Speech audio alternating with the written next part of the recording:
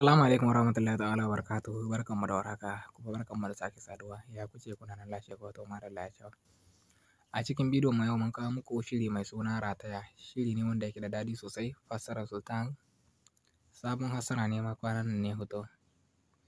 Domin kallon wannan shirin ka biyo mu har ƙarshen bidiyo mu shiga cikin YouTube don mu kamar haka.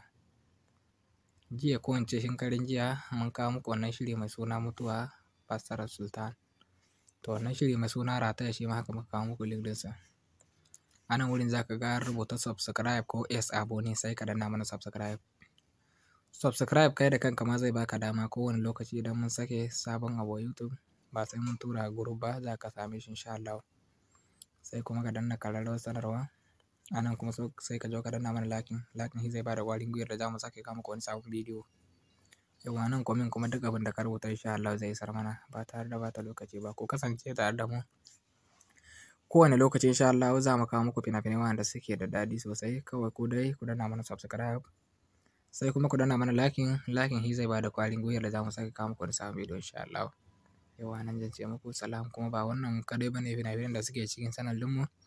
Sai ka dudduba akwai fina-finai wanda muka tura kafin wannan shiri mai suna rataya insha Allah.